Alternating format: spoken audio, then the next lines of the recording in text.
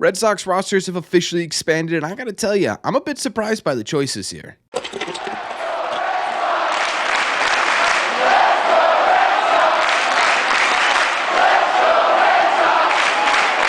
What is going on, everybody? Welcome back to Red Seat Radio. My name is Corbin. For those of you who may not be super familiar, every year in September, MLB rosters expand by 2 players, meaning that teams have the ability to call some players up to bolster parts of their team in hopes to either make a push towards a playoff spot or get some insight into what the future of their team may be. For the Red Sox, they made that decision last night. So what we are going to do in today's video is break down the players the Red Sox decided to call up, why they may have been chosen, and of course, how this is going to impact the 2024 team. Thank you all very much for clicking on this one.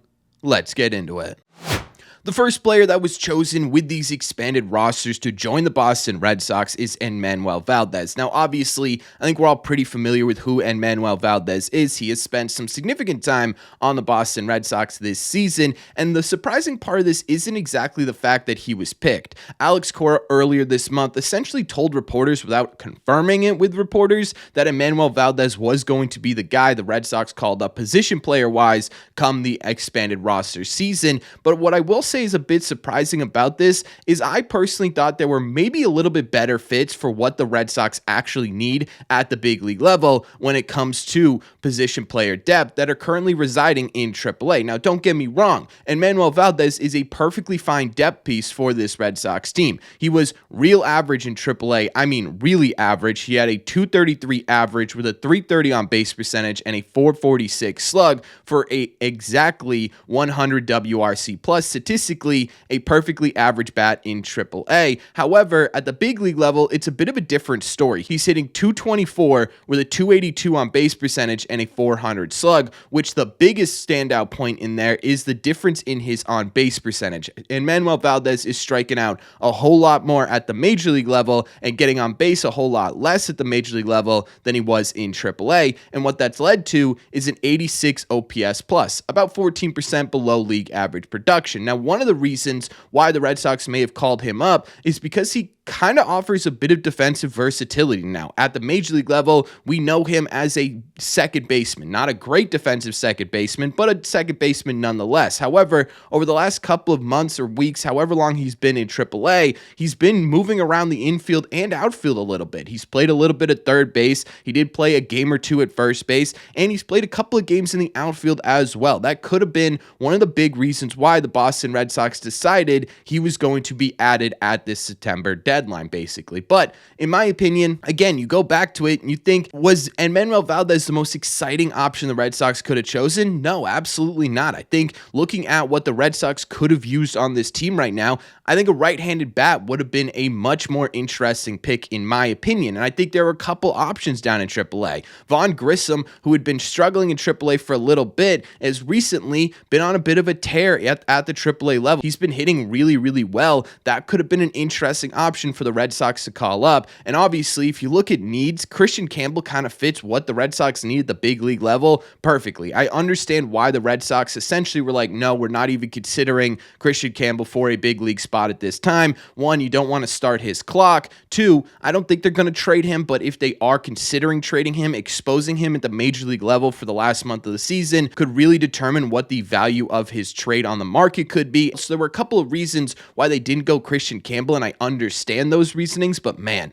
wouldn't that have been unbelievably exciting to watch? Having Christian Campbell or even Vaughn Grissom back up here would have been a ton of fun for this Red Sox team. Now, there is one thing that I think kind of sets Enmanuel Valdez apart in terms of why he's being added to this roster, and that's what he does when he comes in as a pinch hitter. It's a bit of a small sample size. It's only happened 8 times so far this season, but basically every single time he's come in and pinch hit for this Red Sox team, he's delivered. In fact, if you take a look at it, he's hitting .571 with a 625 on base percentage and 857 slug for a 361 OPS plus when he's brought into the game as a pinch pinch hitter. Again, this is a small sample size in 8 at-bats and 8 separate times he's been pinch hit, but for the Red Sox, that's kind of the role Valdez is going to be taking over, right? I would assume he's not going to get a ton of starts at the major league level. You've got Romy in front of him. You got Nick Shugart in front of him. His role is probably going to be as a late inning pinch hitter, and if he's having this success right now that he's had over the past season so far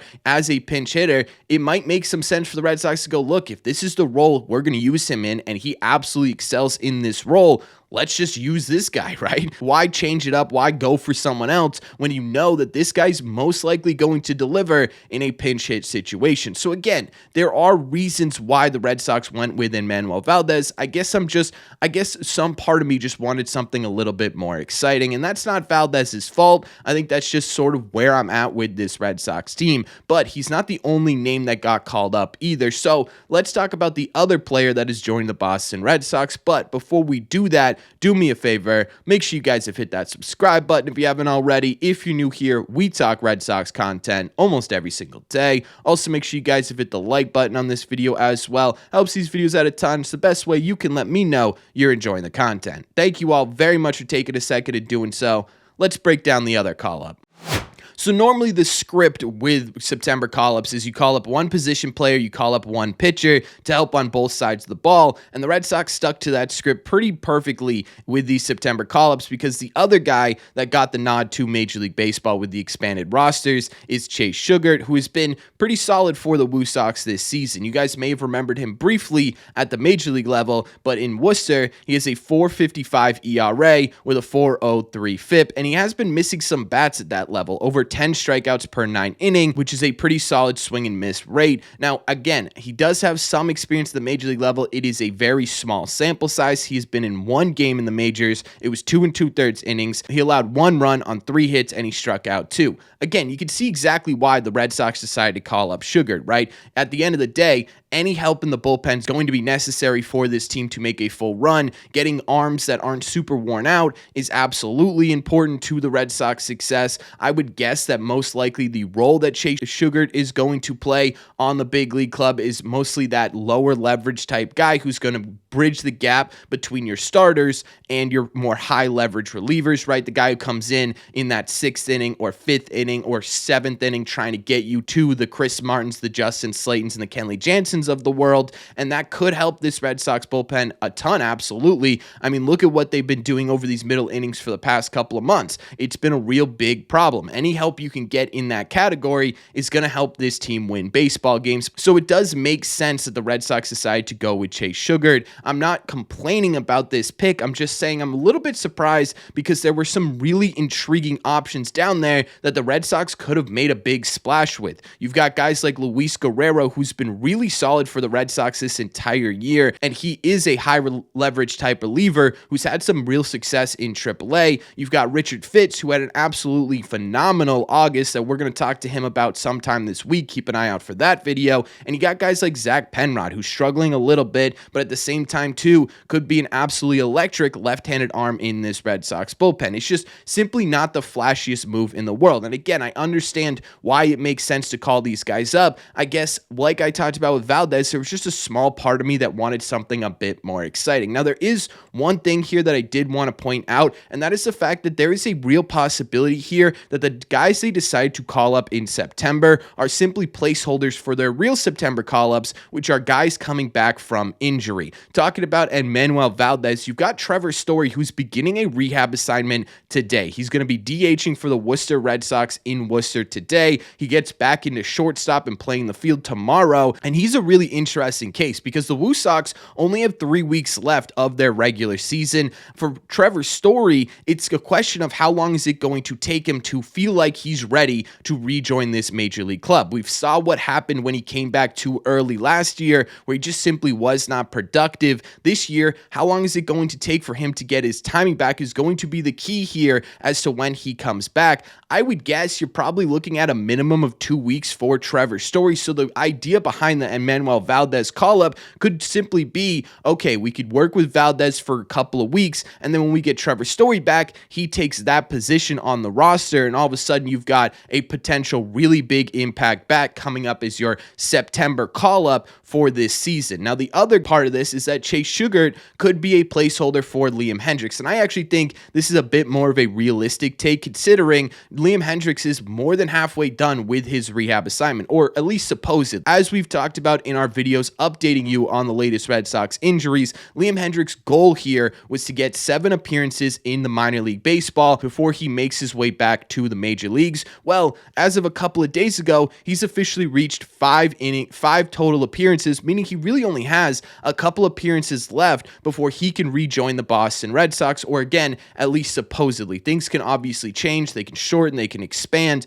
but at the end of the day, you're probably looking at the real possibility that Liam Hendriks is ready to go by the end of the week. There is a very real possibility in my mind that Chase Shugart is just simply a placeholder for Liam Hendriks, and if that's the case, then yeah, this is a really interesting September, right? Getting those guys back for the final push this month would make a lot of sense for the Boston Red Sox, and I do think it is possible. I think it's more likely that Liam Hendriks makes his way back. I'm still not 100% convinced Trevor Story makes his way back this season, but that would make a whole lot of sense as to why these two particular players were called up when the rosters expanded. Look, overall, again, I completely understand why the Red Sox made this move. It is going to help this team pretty marginally at the end of the day in both the position player side of things and the pitching side of things. Again, I just sit here and I'm a little bit surprised because I thought it was going to be something a bit more impactful. I thought it was going to be something where you sit there and you say, man, this dude has been absolutely tearing up AAA. There's a pretty decent amount of hype surrounding him. This is someone who has the potential for guys to rally around once they get to the major league level. That just simply didn't happen. But at the end of the day, again, these are solid depth pieces, and I don't hate it at all. Last year, the Red Sox were statistically the worst team in Major League Baseball by basically every metric you can look at. Offensively, they were terrible. Record-wise, they were terrible. Pitching-wise, they were pretty bad. I don't think they were the worst, but they were pretty damn close.